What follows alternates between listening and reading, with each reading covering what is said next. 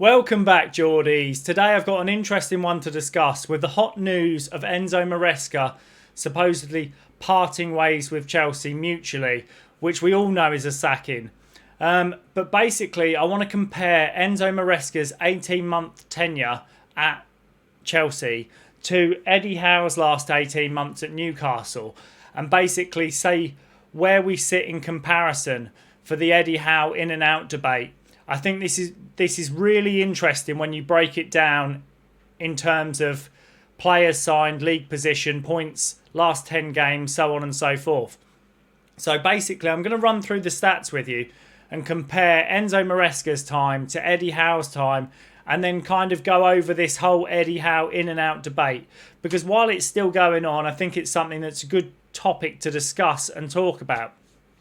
But basically, Enzo Maresca, in his 18-month tenure at Chelsea, signed 24 players with a spend of 538 million. His position last season, where Chelsea finished in the league, was 4th on 69 points.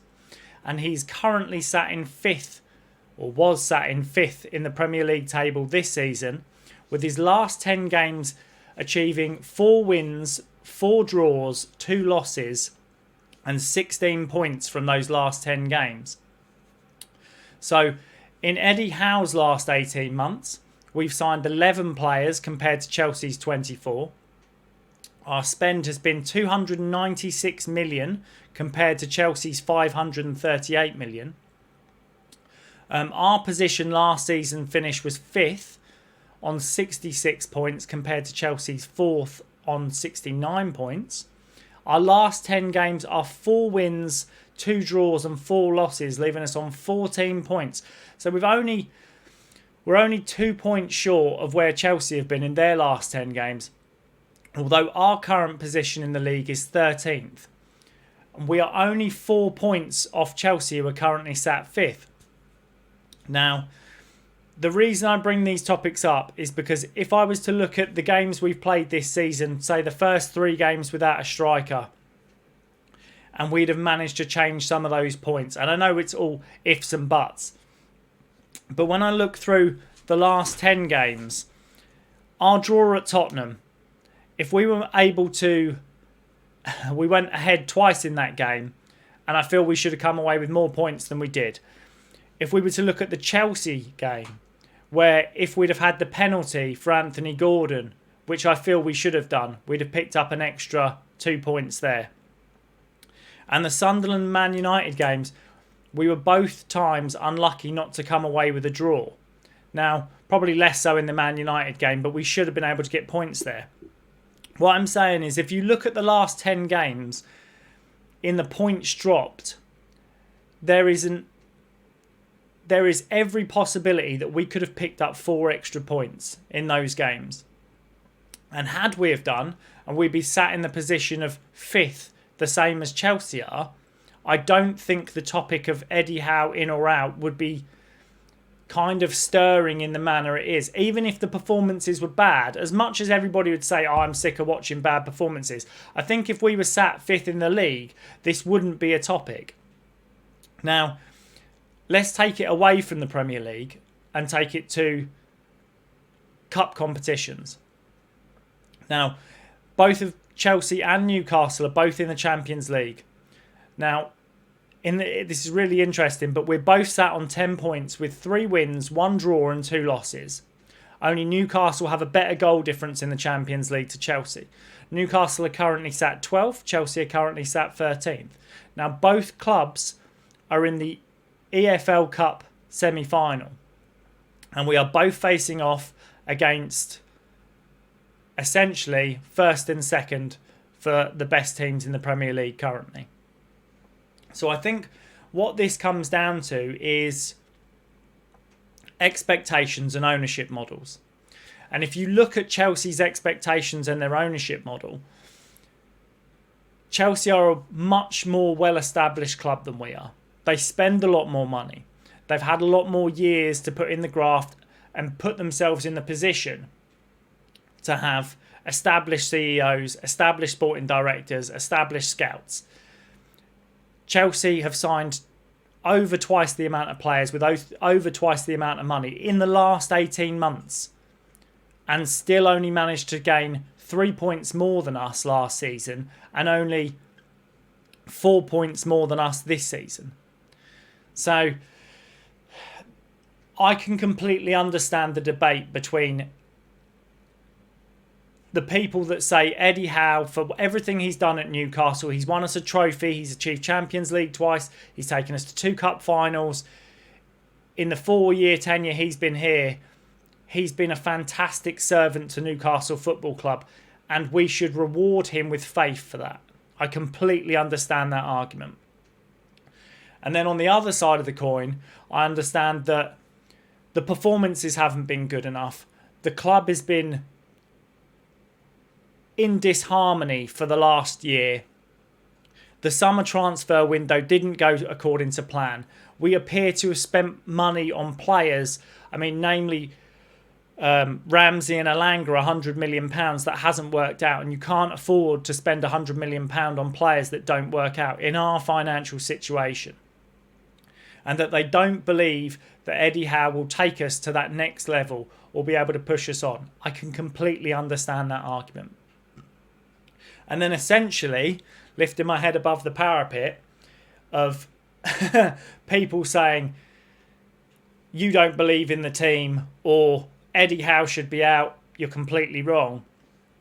I think there's a large group of fans who are sat in the middle, which is where I am, in which I would love to see Eddie Howe turn this round. I have great belief that there is a possibility he can do it, but the air of doubt is starting to creep in, having seen the performances this season, as to whether he is the man that will be able to take us to the next level, take us to the next step and push us into this elite top end of clubs. So the one thing that holds me back from thinking Eddie Howe should be relinquished of his job and we should look to bring in other managers is one, timing, because I don't believe it's the right time to let Eddie Howe go. I don't believe it would actually suit the club, regardless of whether we need a new manager. I actually think seeing out till the end of the season or nearer to the end of the season and looking for suitable suitors as managers rather than drastically sacking somebody and not having a backup plan or a plan in place, which is kind of what we've seen all too many times with the hierarchy above, would work for us. And two,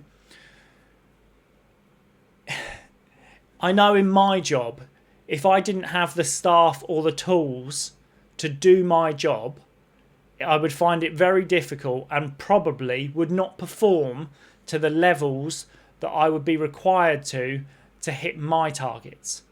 So when I look through the last 18 months to 2 years with Newcastle United, the change in CEO, the change in sporting director, the lack of scouting within the Newcastle makeup leaves Eddie Howe, and a lot of people saying from the Eddie Howe outside, well, he's responsible for this. And what I would say is, he is responsible. As manager, he is responsible. And if we don't have a sporting director or a CEO, then Eddie is left to make the decisions. But on the same hand, let's say we don't have a physio. Let's say we don't have a masseuse. Would you expect Eddie Howe to go in and give care to every one of those players? Would you expect him to go in and rub Lewis Hall's calves down to make sure he's ready for the next game? If you don't have the tools, it makes it very difficult to hit your targets.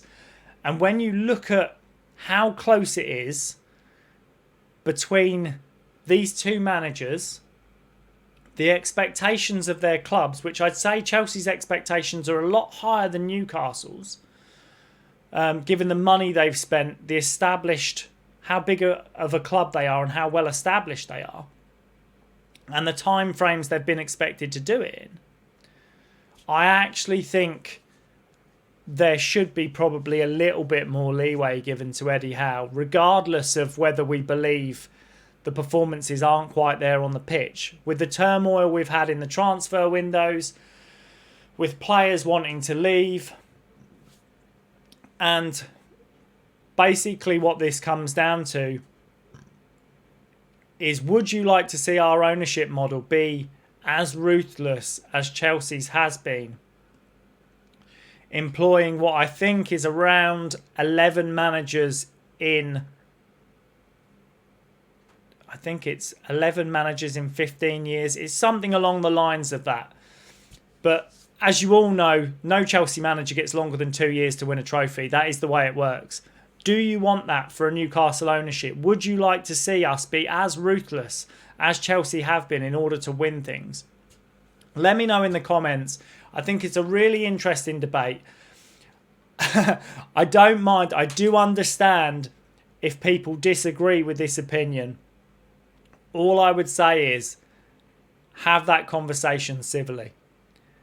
And hopefully, guys, if you've enjoyed the content, if you like the video, give me a thumbs up. Make sure you sub.